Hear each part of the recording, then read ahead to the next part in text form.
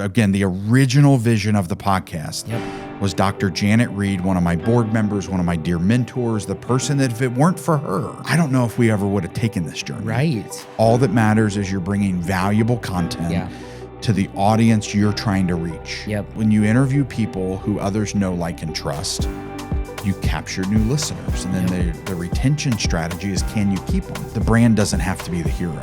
Right.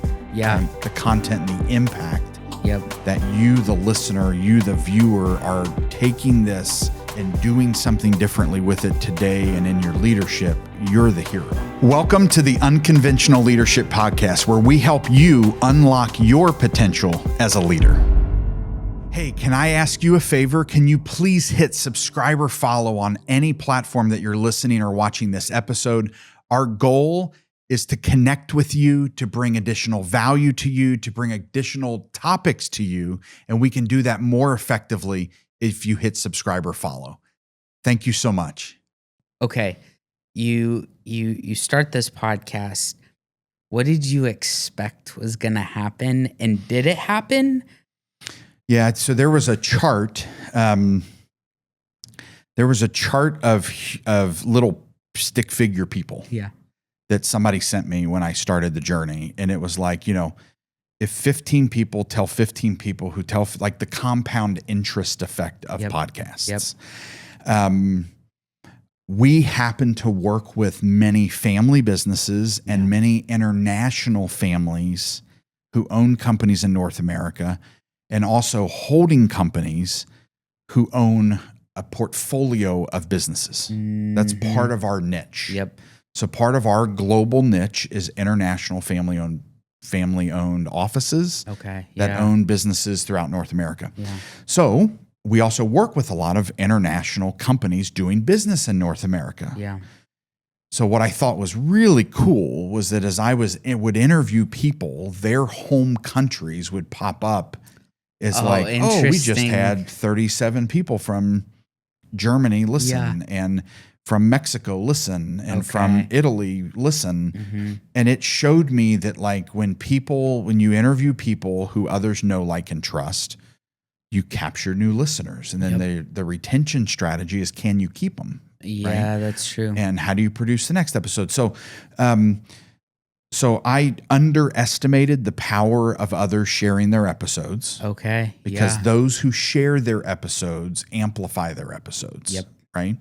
I also underestimated the international reach that a podcast has. And, the reality is it's borderless. Podcasts are borderless. So that's been really interesting. I think that was really interesting to me, of like, so, let's say when it started, 30 people took an hour to listen to a conversation. Wow.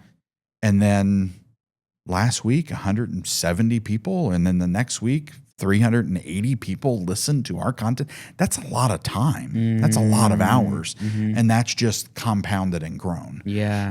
So that's been another really, like, they say do not chase numbers when you podcast. In fact, many people say don't even look at numbers. Right. Because none of it matters. Right. All that matters is you're bringing valuable content to the audience you're trying to reach. Consistently over time. And the numbers don't necessarily matter. Of course, there is a part of me who likes to be competitive and likes to understand. The other thing that's been interesting for us is we've been running since 2018. So we're at episode 230 plus. And a lot of people don't make it over the 1 year hump. A lot of people don't make it over the 10 episode, the 50 episode, the 100 episode hump. We've taken a couple of seasons off because of strategically needing to focus those energies on other things. I think we've done that, I want to say, twice. One was for a decently extended period of time. And we still have people, because we never moved or deleted our episodes. Right. So we still had people sharing that they listened to a recent episode, because it's live and it's out there. And if you are listeners of podcasts, you look for topics. You go, I want to listen to that. So So it never went away, even during our seasons of pause. Right. Do I wish we wouldn't have done that? Of course. Sure. But we did, and it didn't fail us. Yep. You know, the brand was still, once it ramped back up. But those are some of the things you learn through the experience. You know, you never want to stop. Yeah. But sometimes you have to because of other priorities, and we just had to accept that. Yeah. I mean, there's always limitations, and like for you started up until this. Well, correct me if I'm wrong. Up until this year, you were primarily an audio only podcast, right? 100%. Yeah. Okay. Yeah. The only thing we did via video were webinars from probably mid to late 2020 to 2021. Now we have a digital learning platform that has video on it. Right. So those videos, though, we never shared. Okay. They just kind of sat in a holding tank, which was our subscription model. Yep. We never leveraged videos to entice you to say, if they're producing this, I wonder what else they're producing. So, so when we married up, it was, we want to up the video game, right? Video is where it's at. Every platform says they're going to be focused on video. Recently in a Microsoft shareholder meeting, Microsoft bought LinkedIn. LinkedIn shared that video is the way to be. Yes. Like it is the way of our future. Microsoft had LinkedIn share at a shareholder meeting that we're going to be focused on short form video inside of our platform going forward. And that's where it's at for me. You know, I'm a B2B business. Everything I do is supporting businesses and their teams. And, you know, that's good affirmation that this is where the game's going. Now, it was already going that way, right? Sure. YouTube and all of these social platforms is where short form video is already. But for LinkedIn to make that announcement of like, hey, big deal. Be expecting it. Here's what's happening. This is where we're creating more technology advancement to help this happen. And it is a big deal. Video lasts. So audio, you know, we tried to put out little clips that had audio and had like a visual moving that made it look like a little waveform. And, you know, those were cute. But they didn't connect as much because you can't see the emotion on the person's face delivering that message. You can't see the facial expressions and the intent that connects with you as the listener or the viewing audience. But we created a lot of them. We had a lot of those little waveforms that made it look like, oh, something's going on in this visual. Where if it's an actual human talking, you want to click listen. Right? If you don't have your platform to listen automatically. No, that's good. Now, okay, so you started out on audio. You've obviously transitioned to video, working with us. It's been awesome. Let's talk about like your prep process. What does it look like for you to prep episodes? So I've got to go back to originally I over prepared. Okay. And I think you could feel it in some of the episodes. And the worst mistake I learned as a content creator is giving your guest notes.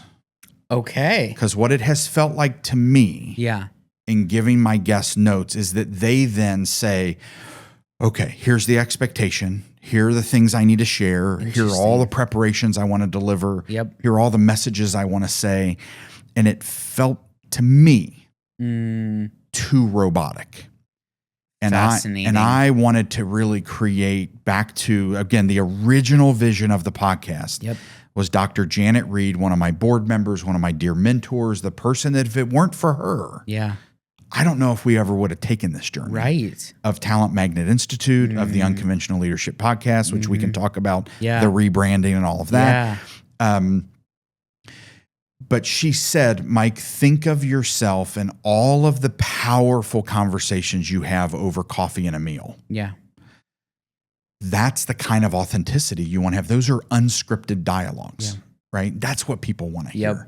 So when you get into podcasting, I started really over preparing, and I listened to some episodes or some creators that I know they do prepare. I've learned that the best thing I can do is spend 5 to 7 minutes with you to make sure you're okay before you come onto the show. Anything you want to ask, any topics, I'm not going to layer you up because as my guest, I already know what I want to draw out of you. Right. Yep. I do tell individuals I will not interview you on our podcast unless I have some level of connection and relationship with you. That's really helpful. Right. Yeah. So people all the time with content creators reach out. I mean, every day we all get asks about, oh, I'm, repping this author and she or he talks about this subject and they would be great for your podcast because you have the word leadership in it. Right.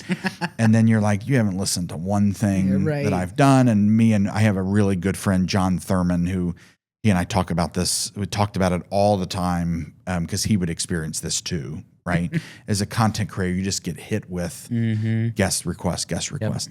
So I say, boy, I really appreciate you recommending that I meet with her on our podcast. But what I'd like for you to do is just create a connection with me and let her and I go out and grab a coffee or me meet her in our office or her come to me or we have a conversation. So when I know you and I know your hot buttons and I know the areas that you're passionate on and I'm framing up, do I think you fit into the category of an unconventional leader? Right. I may have an opinion as to why I define you for that you may not even see in yourself. Right. But I'm going to draw it out in our conversation. But you have to have some sort of relationship with them in order to know that. do that. Yeah. So that's one of the things that I do now. I have in the past done interviewed authors that I admire, other podcasters, other content creators that I appreciate. I value their content. People who I know created brands that I respect and that I believe in, that I didn't know intimately well. Okay. But I read your book and I follow your content and I listen to 3 episodes that go, we need that conversation here. I want to pull that out again. You remember that episode that you talked about this? That's what I want to jam on, right? Let's talk. So just being intentional in the design. So I do have a master spreadsheet and I keep track of names. And then I, even with myself, I've got little I don't know if that topic would resonate as much now. And I'm trying to kind of architect and design.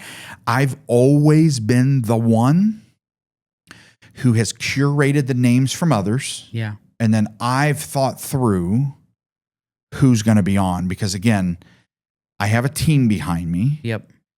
But they're not the interviewer. Right. So, a team member may say, oh my gosh, you've got to talk to my friend so-and-so. But either, I don't know them yet. Yeah. Or I don't really resonate as much with their content. Right? That doesn't mean I agree with everyone I've ever brought on. For sure. But there's certain things I'm like, I just don't know if that would be the kind of content my audience would want to learn about, hear about, ask about, share feedback about. So we curate conversation with our audience. We listen to what they're saying. I always wish we had more feedback. For sure. Right? Yep. Your feedback matters to a content creator. Yeah.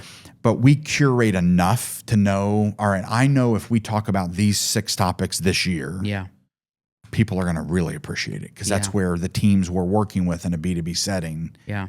It's what everybody's dealing with. Right. So let's produce content there. I also know that there's topics or subjects that my guest has experienced. Yeah. That if I draw that out, others are going to go, oh, I never thought about that. I never thought it was safe enough to talk about that. I've never verbalized that happened to me too. And I've experienced that as well. Yeah. So that's another thing I try to look for because we're trying to spotlight unconventional discussions in our content. Yep.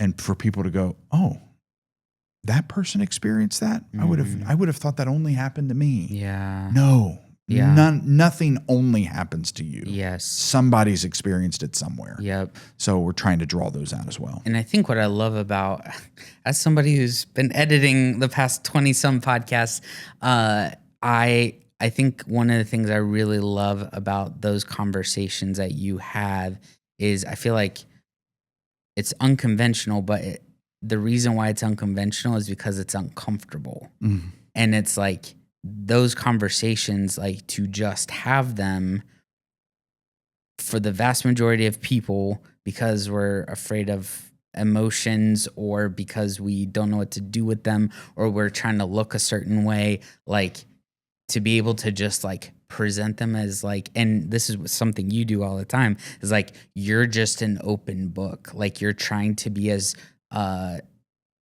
transparent as like makes sense for the context and whatever. Yeah. Even if I might be like, oh wait, he's saying that, he's going there. It's like, well, yeah, because we're humans. And I think that's what I love about video podcasting and how you are using that tool is it's something that like is so human, and you're able to see the connections you're having with your different guests, and like, and you have a wide variety of guests, which is super cool. So anyways, yeah, that's been super fun. So that's you brought up another really great point.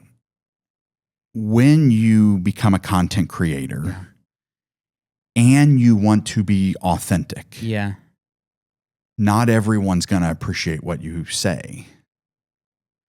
I remember having discussions fairly early on when I realized that what really motivates me is real. Yes. And authentic. Yep. And unconventional. Yep. In order for me to do that, I want to lead authentic and unconventional. In order for me to lead authentic and unconventional, I have to share things that may not be normal in the world, right? Which that's part of the problem. I dream of one day when unconventional leadership is the conventional model, but until then, we're going to keep hitting on it. So I say all of that to say, as a content creator, you have to accept who you are and just own it. And know that if people don't like it, they can tune it out. Right. I remember I even had conversations with some people on my team that I'm going to go there for me personally and with my guests in ways that other people may not appreciate, respect, or value. Yeah. We may have someone not choose us because of the content we create. We may have someone decide not to work with us because of the content we create. And I feel called and led to say, that's okay. I would actually probably argue that that's really great that those people might be self-selecting based off of hearing your podcast. Because like, even though I think you would say this, like you believe that what you all bring, whether it's the podcast, whether it's TMI, whether it's Centennial, like what you all bring is actually what you think is just good for humans. Yeah. But if they're not interested in that, it's like, well, let's not waste each other's time. Yeah, we're not a good psychographic connection, exactly. Right? But it is something that you also have to accept. Yeah. Because it could be the case. Yeah. Now, I've never been told off or told negative about anything we've created, but we've got into some really deep discussions on here with guests. Yeah. And you know, the reality is people have been like, hey, I really appreciate you having that discussion because I've never talked about that situation that happened to me. And you just shared it in a way that now I don't feel so isolated, alone, et cetera. And that's what we're trying to do. We're trying to create a movement. But I think it's important to share because if you're just getting started, you need to own, if you're so moved to create video content and create content in general, you're being prompted for a reason. Right? Is my strong belief. So you need to accept it. And you need to move into it, lean into it as quick as you can. It doesn't mean that's going to be comfortable the whole time. Right. And that's okay. That's part of what, like, that uncomfortable thing after you take so many reps, it'll go, well, that's pretty comfortable. And I'm stronger at it because I took more reps.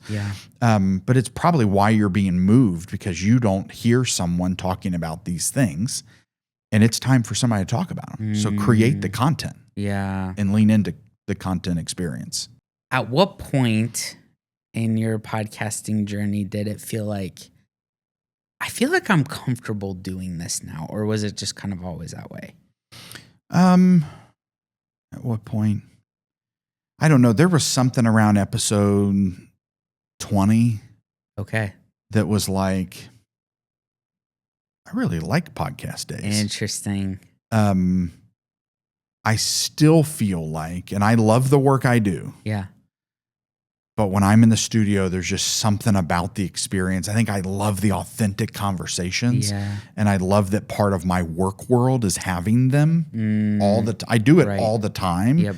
But I know as I'm interviewing my guests, I know the talk tracks that I'm having with other people. Mm-hmm. So I'm curating my guests so that the talk track I'm having with you is one that's connecting with 118 of my listeners or 1,000 of our listeners, right? Yeah. And that's really powerful. The fact that our YouTube content is creating 10, 15, 21,000 views in such a short period of time means that, hey, the amplification of the video content is real. Yeah. Right. And instead of just having listeners on certain platforms listening, now I've got YouTube viewers and I've got LinkedIn viewers and I've got content from months ago still being liked and commented on on video. Yeah. Right? On LinkedIn. People are still like, oh, when did we recently? Well, we didn't recently post that. That was from 3.5 months ago. But the algorithms are feeding the content. That is really, really powerful. Yeah. But yeah, I wouldn't say that it was actually, I think my comfort zone came from something totally different. What was it? So I was asked, in 2019 to speak at commencement of my high school. And we were podcasting. Okay. We were putting content out, subscribe and listen and share with a friend. But one of my high school baseball coaches reached out to me to speak at commencement. Wow. And I was like, and my immediate response was, why in the world would coach want me to speak at commencement? Because you were an angel in high school, right? I mean, I was pretty good, but I mean, I did nothing, too stupendous, right? I wasn't the best athlete. I wasn't, I tried to be a really hardworking student and care for people. And, and I remember at the time, one of my team members, Chris, was like, I was like, why in the world would coach ask me to speak at commencement? Like, that's for people who have done something else different than what I'm doing. Gone to the moon or something, right? Yeah. And she was like, he's asking you because you should be the one who speaks at commencement. And I was like, well, that's interesting. Why? And she was like, Mike, think about the stuff we create, the conversations you have, the motivation you have, and you graduated from this high school. So they want to perpetuate this. So when that happened, I came into my comfort of public speaking. Gotcha. Okay. And I came into my comfort of all of my life experiences, my belief systems, my motivations, my attributes, my family, how I was raised, where I went to school, what our family does. That's really a blessing and a privilege. And I should stop the old imposter syndrome bull of like, I should own that. Right. And I really think that experience of being asked to speak at something that I didn't feel worthy. And thanks to some people who kind of pushed me into saying yes. They did push me into saying yes. And I really enjoyed that speech. And it was like, okay, maybe this is something I should be doing. And other people would say, well, you're a natural, you're a natural at it. You're this, you're that. No, I do it. And I've got enough reps. And I accept it. Like, this is who I am. And video makes you even more authentic. Oh, yeah. Because I move a lot. Right. And on audio, you can't see that. On webinars, you can see that, which were terrible when I would lead my own webinars back in the 2000 to 2022. But like, I recently had a guest on, my cousin and Emmy award-winning news anchor Yes. Catherine Nero, and she was like, you got to accept who you are. Yeah. And if you move your hands and you hit your mic occasionally, try Yep. not to, but Right. that's who you are. Yep. And that's what people want. They want your authentic self. Yeah. They don't want you trying to manage in a box and Yeah. all of that. So it's really helped me do that, and then built confidence in public speaking, and has helped me in many ways. Yeah. And I know even when I public speak, not everybody connects to my material, because I'm talking about authentic, real, unconventional topics. Yeah.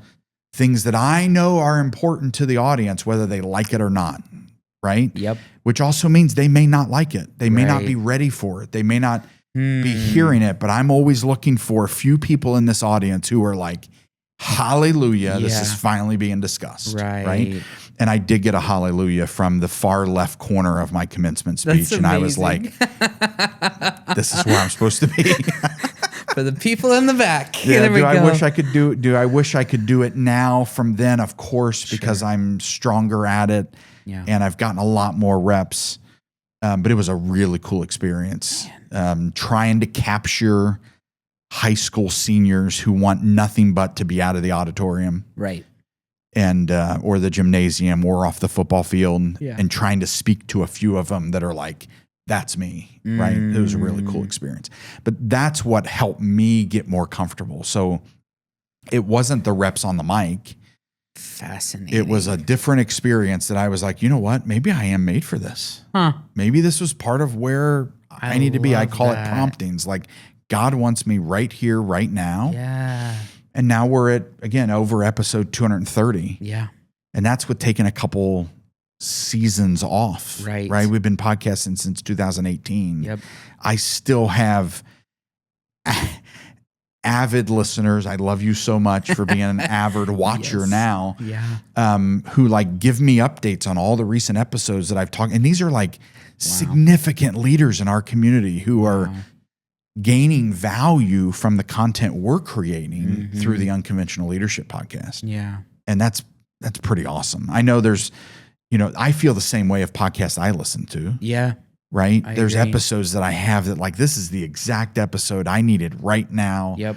That was such great content. Or it was like, I've never even thought about that. Yeah. Right. But because of the host, I respect the fact if he or she's talking about this, I need to pay that's attention. intriguing. Yes. I've never thought about it. I'm going to listen to it. I'm going to click into it. And that's a sign of a really good host. Yeah. Where you follow their brands. It doesn't mean some of my best podcasts, I probably only listen to, 10, 20% of the content they create. I do the exact same thing. But I scroll and Yes. go boom, boom, boom. Like we just took a recent trip to Florida, and my wife and I listened to 2 podcasters. We probably listened to 5 episodes, right? The kids had earbuds in or were sleeping. Yep. And we were like, let's listen to this one too. Hey, do you Yeah. want to pick a topic? All right, great. Let's listen to it. And that was, good long form. Many of the ones I'm listening to right now are more long form. Yeah. Yeah. And, where you come back after a break or whatever. But I do it because I trust the host and I value the perspective they're bringing in life. Does your brand need a video podcast? Maybe you don't have the answer to that right now, but I bet you do have answers to questions like, do you need to create video content for your marketing? Do you need to create a lot of video content for your marketing? Do you need to create brand awareness? It's questions like these that we'll walk you through in our free video podcast fit assessment. In this self-paced assessment, you'll be asked a series of questions to kind of help you understand whether or not video podcasting makes sense for you. And by the way, it's not a fit for everybody. If you want to see if the content creation system of video podcasting makes sense for your brand, just click the link in the description. Let's walk back a little bit because I remember when you started posting about this and getting some feedback on like LinkedIn and stuff. But why did you change the name and the branding and everything for the Unconventional Leadership podcast It's really in the first place? Yeah, it's a really cool journey. We started I'm going to try to word this as succinctly as possible, but it was a journey and it was an experience. We started recognizing the reason why people are connecting with our brand is the authenticity and the trust and the belief that the topics we're discussing are what they need. And what is the content? What is the general theme of the content we're sharing? So again, for those listening and watching, we were the Talent Magnet Institute podcast till, I don't even know, episode 160, 150, 140, 170, somewhere around there. And our team was like, you know what? We got a lot of listeners. There's a lot of people coming back.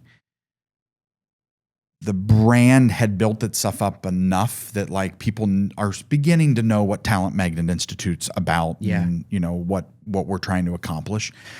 I would say that we didn't know what all we were trying to accomplish. We were a startup in 2018 as a brand extension who launched the business as its own separate entity in January 2020.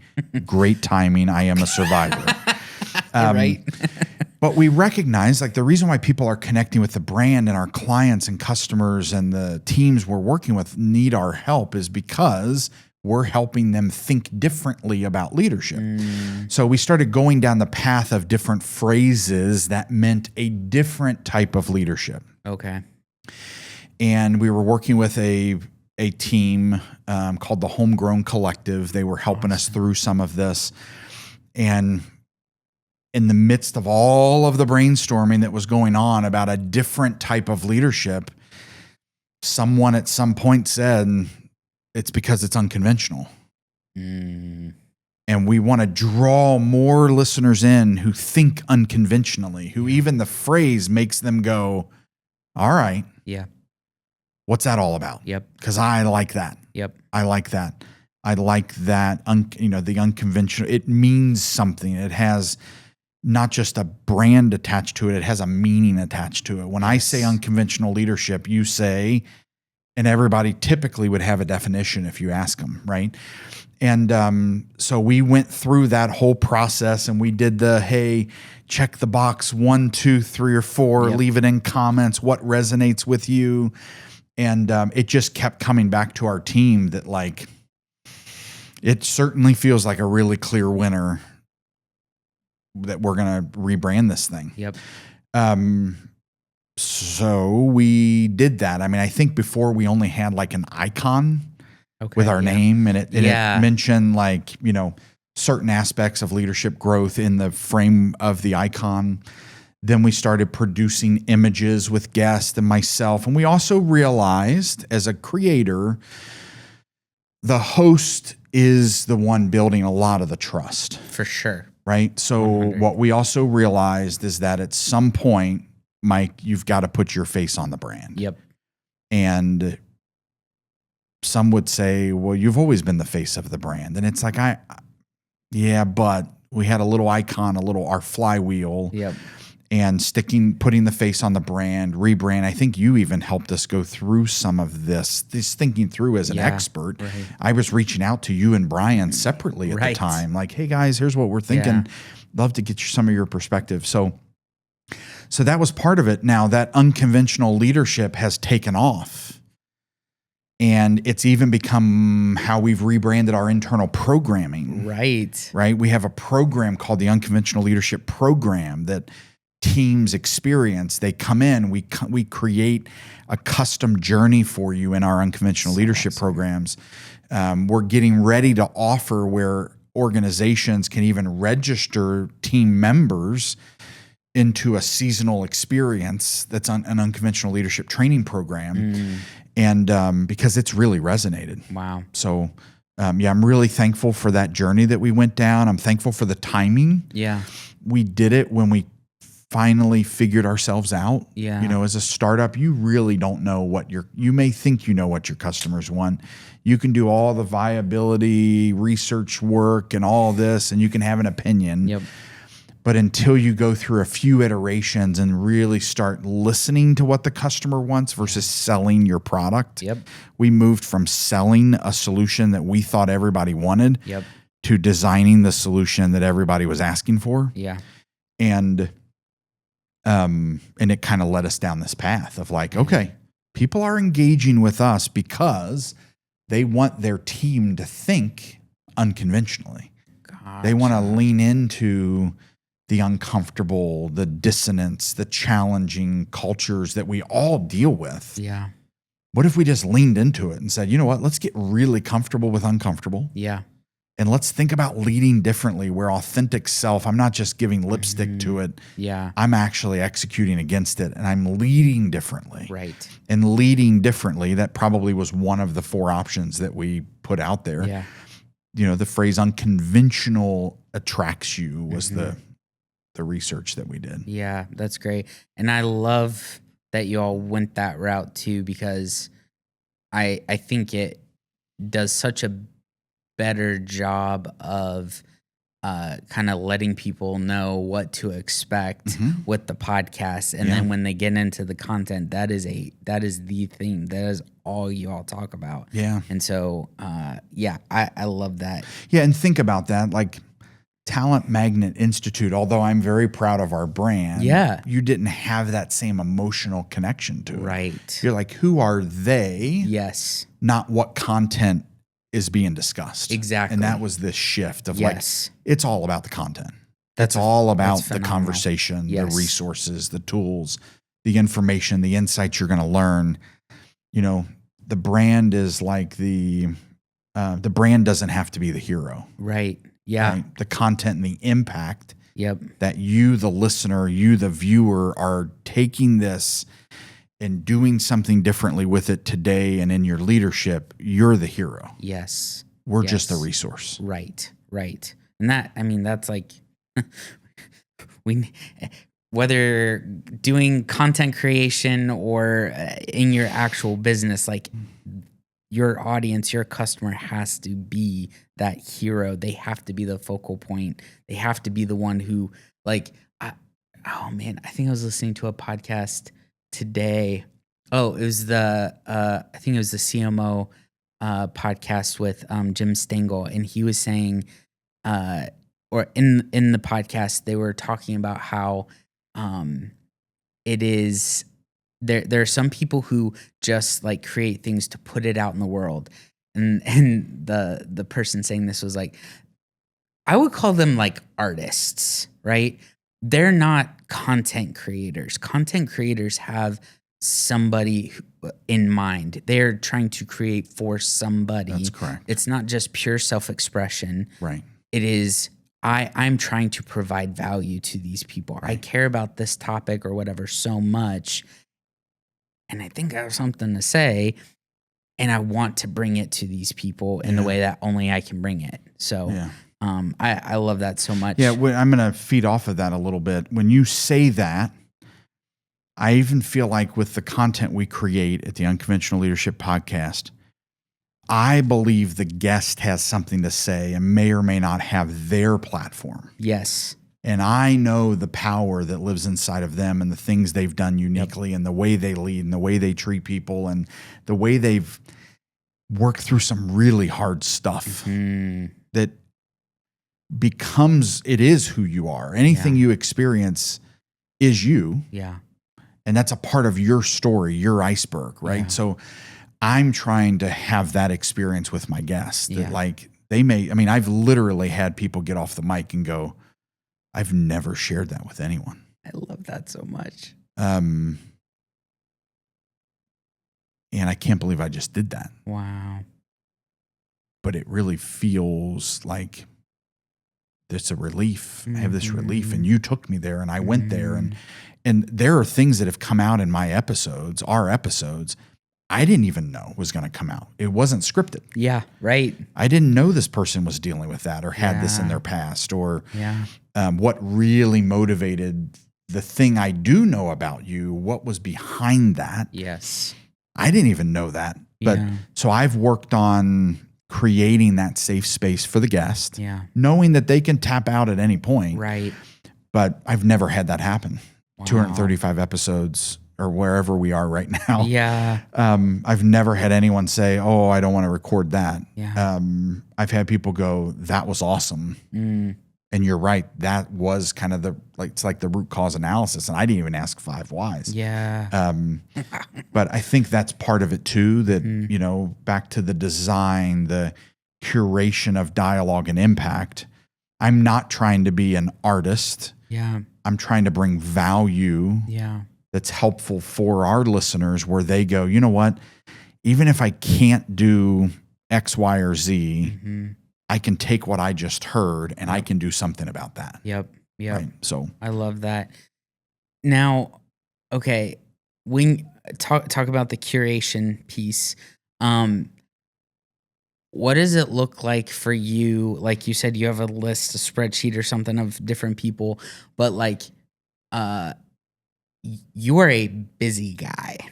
You have you're over 2 businesses. You're a dad to 3 teenagers. You're a husband. All these different things. You're a friend.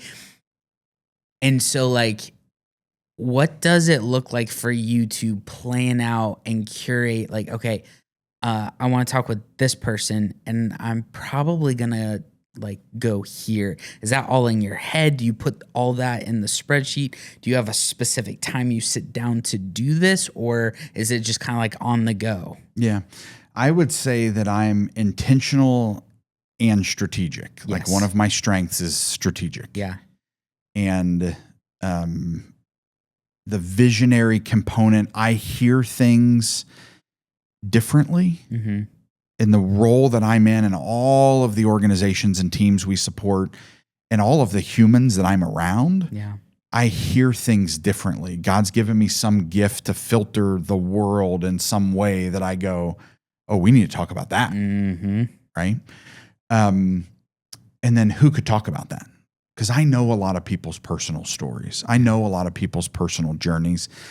And sometimes I ask them, would you be comfortable discussing that? And they're like, in most of the cases, it's like, I've never discussed that before outside of, you know, I'd love to share about my journey on it. So I think through, I've got to be really strategic of who are the guests. Yeah. And who are we investing the time in? Unfortunately, I can't say yes to everyone. Oh, for sure. And I can't say yes to everyone who asks. I can't say yes to everyone who's recommended. I can't even say yes to everyone who I think about.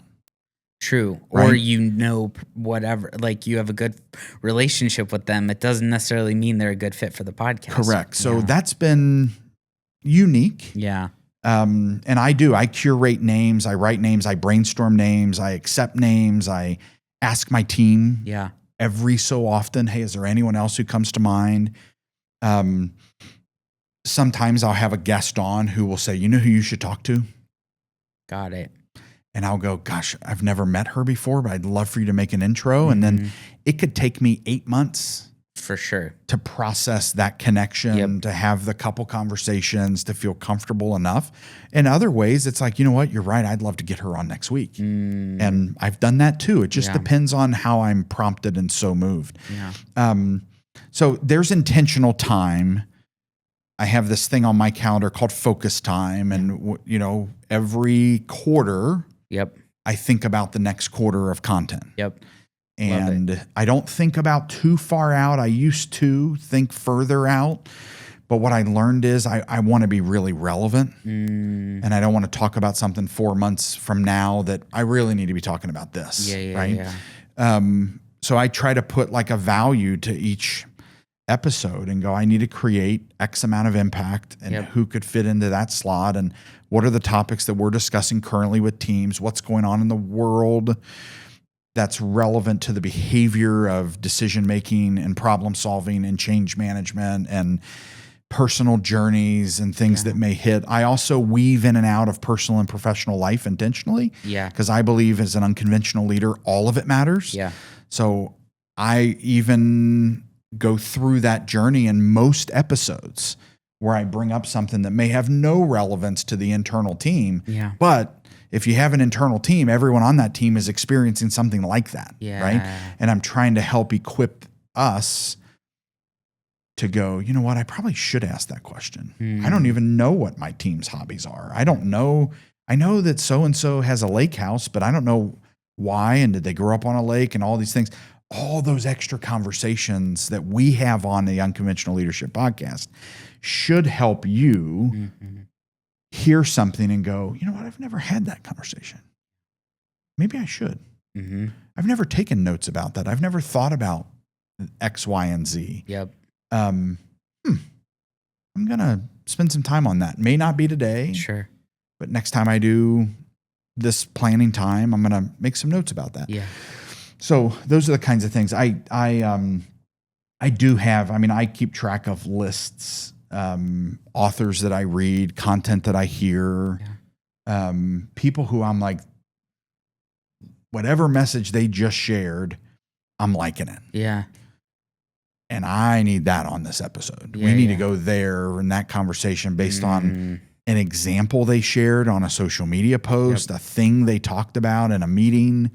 I was sitting having a afternoon drink and appetizer with a client, and she got really excited and heated and passionate about a couple topics related to team and culture and impact and decision making. And I literally said at the end of the meeting, I was like, I kind of wish I would have hit record. Right. Because what you just shared is, we need this on our episode. And she was like, I would love to come in and talk about it. That's right? awesome. Now, was it fully as authentic as it was at the table? No. Maybe not, but some of it was. Yeah. And I literally was taking notes, and I'm like, so the problem with being a content creator is we think the world in terms of content creation. Yeah. So we're like, oh man, I need to replicate that. Yep. What I just heard about that brand, that person, that experience. So I'm here taking notes in my full focus planner, and I'm all right, if we come on, I'm going to talk to her about change management. I'm going to talk to her about accepting mistakes as a leader and apologizing to the team. And I'm going to talk to her about being clear and the impact of not being clear. We've went down this whole theory of when change happens with you and for you, you're for it. Yeah. When it happens against you and to you, you're against it. Yeah. And we've been talking a lot about that lately because, my goodness, all of us are dealing with change. Right. All of us are dealing with issues and difficulties and things that are shifting so fast that we can't even keep up. You know, people have said, like, we're not strategic planning for 3-5 years. We're strategic planning for like the next 6 months to 3 months. Wow. And, yeah. You know, so when we're talking to people about that, we're like, oh, tell me more. And then I'll be like, you know what, Josh, I'd really love to have you on an episode, because everything you just shared is everything I'm hearing from 31 other companies that we're working with, and they would love that perspective. So I'm thinking in terms of podcasts. Like you think in terms of content creators, we think in terms of content creation. Right. And what resonates. Okay, so you may be thinking, how do I do this? How do I lead unconventionally? How do I lead my team in a way that's unconventional? How do I build a strategy that's unconventional to elevate my organization and those around me? I want to encourage you to reach out through the link in the description and post that question. I want to learn how to lead more unconventionally. I want to help my team think unconventionally, and let's start the conversation. So thank you for joining us, and let's get back to the episode. I'll listen to these podcasts. They will ask the expert, what should I even talk about?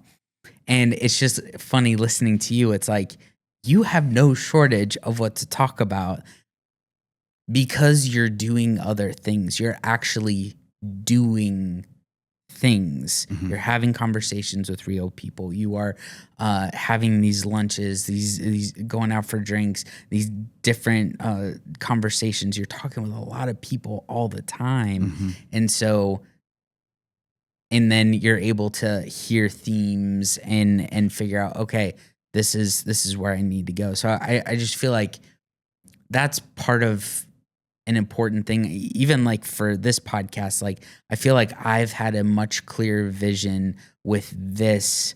I started a version of this before we started the studio a long time ago. And I was basically like talking with my wife about things I'm learning, right? But I wasn't having the same amount of conversations. I think I listened to a few of those conversations. Right? Yeah. Yes.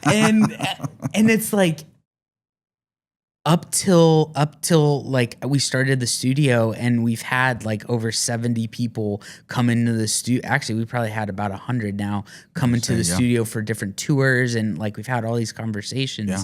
And I'm like, man, like I know what people need to hear. Yeah. And this is really cool. So I just think as people are trying to like figure out, what do I say? I think part of it is like, you need to be living life and like interacting with people. Right. And whether it's in your business or whether it's a hobby or whatever it is, the interaction with people is super key. Yeah, and that should be where the stories and the passion come from, right? So there are things, as I think about guests, there is a dynamic I thought I would at least reference.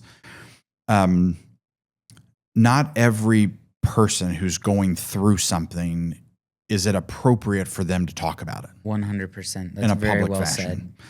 So there are times when I hear something that 7 people are going through in the last 5 weeks, I go, you know what?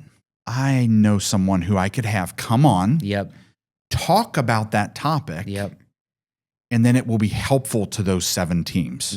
Almost be the voice around It's the voice that. around them. So sometimes, yes, I bring on, CEOs and executives and decision makers and HR leaders who are executives and who are decision makers who are navigating change and challenge and growth with themselves and their teams. Other times it's like, you know what? I've got this really great faculty member who this is his jam. This is her focus. And I'm going to really go deep on, tell me about team experiences right now on these topics and how could we lead differently? So I'm trying to provide examples in our content. I referenced this earlier, where when you're listening to our content, it's almost like it's coaching. 100%. It's encouragement. It's inspiration. It's getting you to move and change in some unconventional way that is what you or the team you support or the family you lead needs from you right now. Right? So if you're like, like for example, we recently talked about schedules.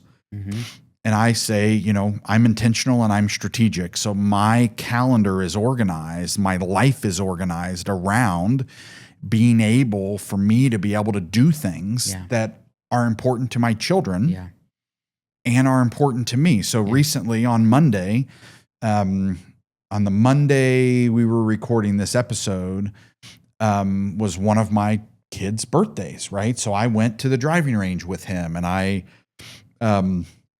he loves orange chicken. So we went to get orange chicken for lunch. I made enough time to go back from the driving range and orange chicken to go play 9 holes of golf. I put it into my calendar physically and emotionally.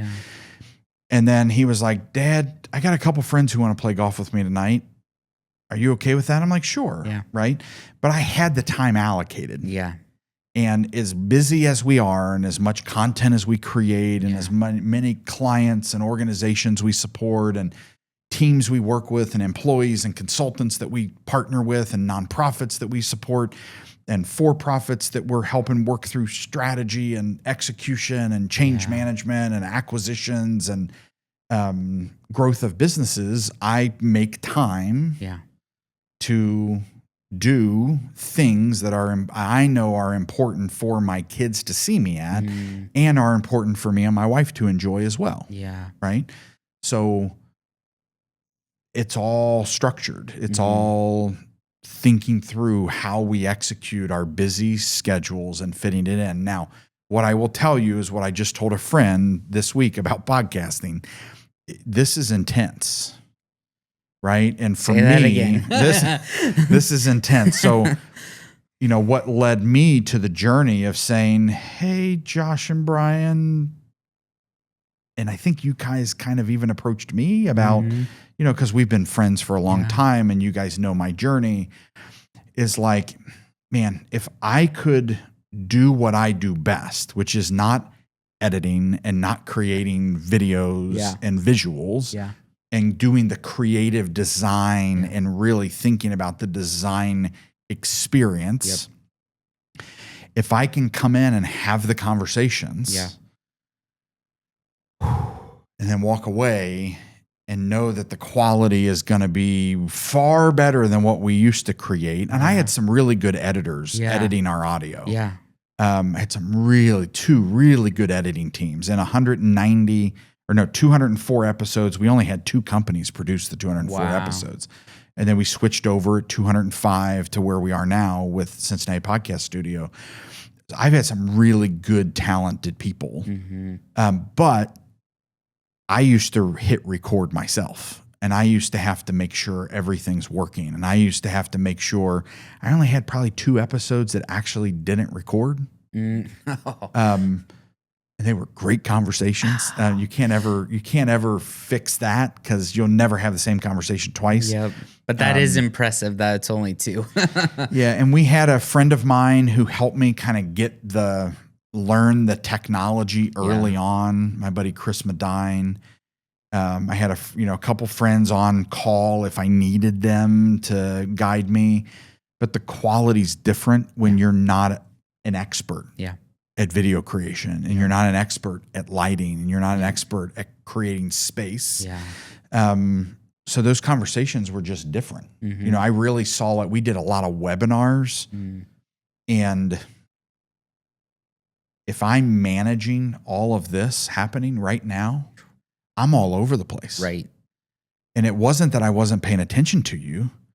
It's that, like, is that light on? Is that light on? Is that light on? What's the time say? What's the lighting? Oh, a bulb just went out. What do I do? Yeah. And then you're in the middle of an episode and you're like, that actually doesn't look good. And oh, shoot, the camera's on. And then I'm moving around because I move my body language. If you watch our episodes, I move. And it's like, and I've got to make sure, wait a minute, I've got another guest coming on because it's a webinar, and I've got a chat box happening, and I got all this stuff. So I'm moving my eyes, and it doesn't even look like I'm not paying attention to you. You're talking. I asked the question. Right. And I got all this happening, right?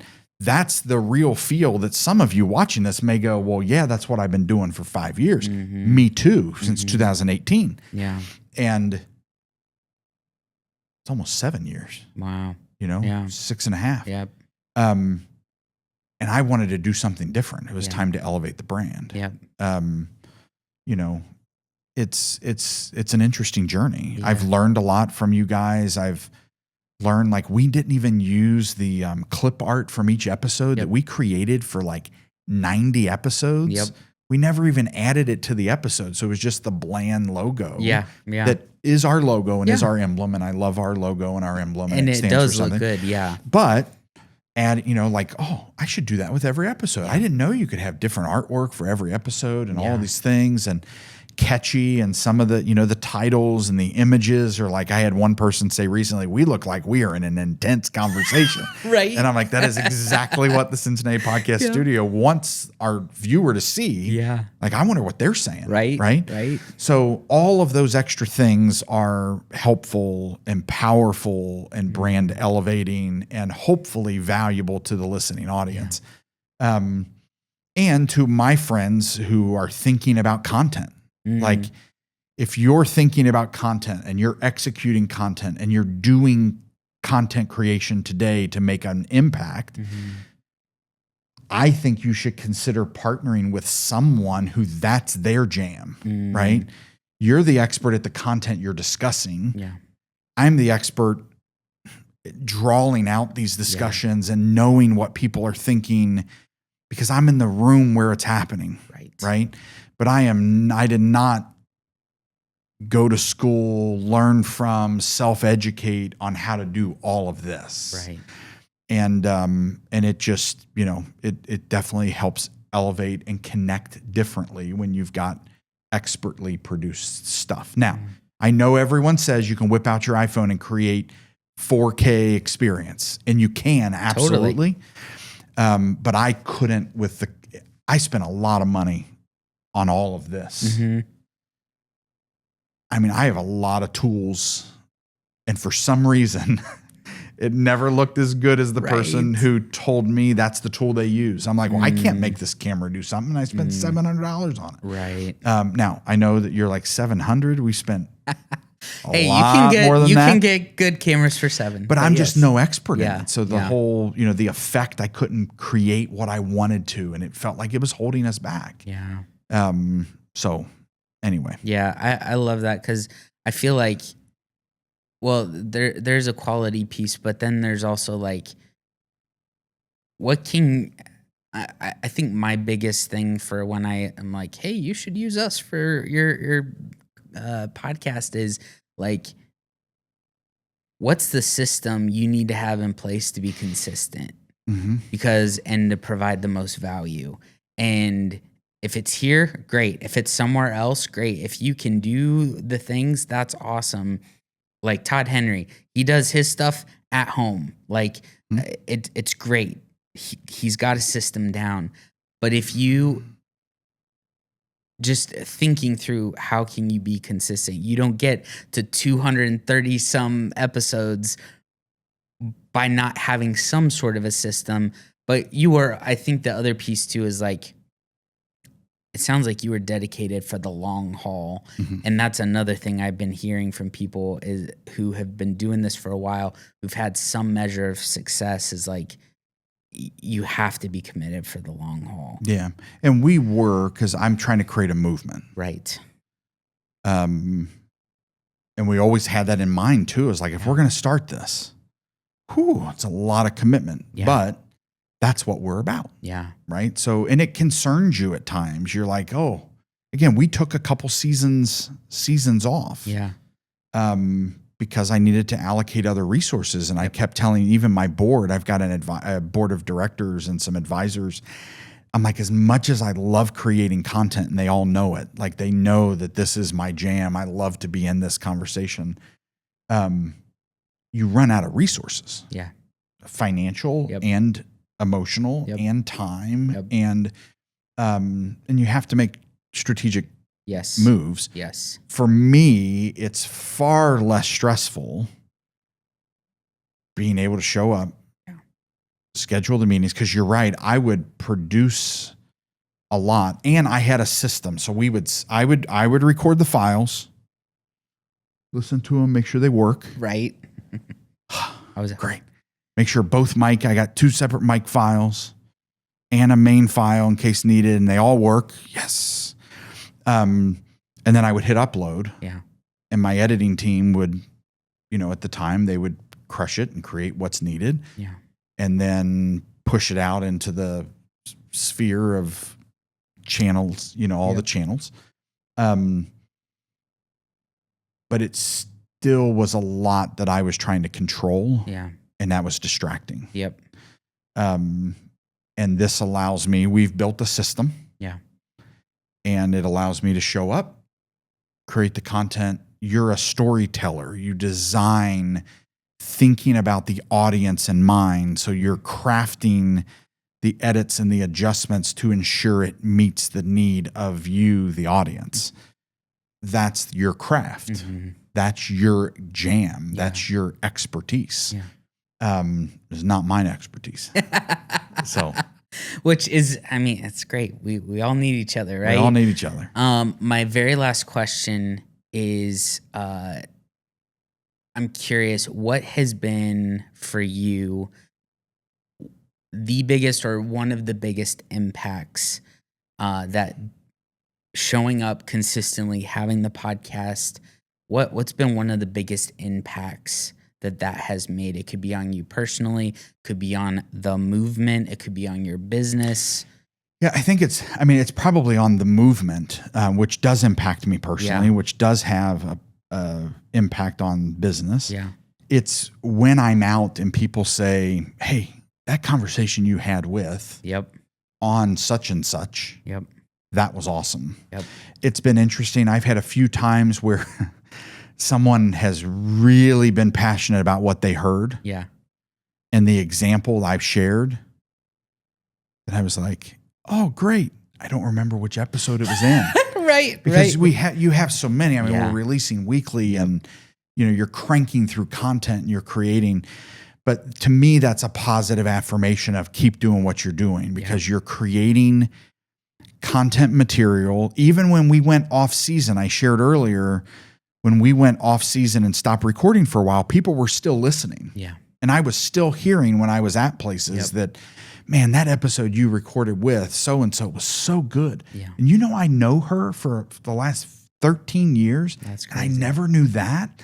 Or, man, what you shared with this one guest shared, I've dealt with that 3 times in my career. And I never thought about handling it the way he handled it. Or I know I should have, but I didn't. Yeah. And I'm like, I know that's why we're trying to draw out unconventional leader stories that take steps that are different, aren't comfortable, that are different.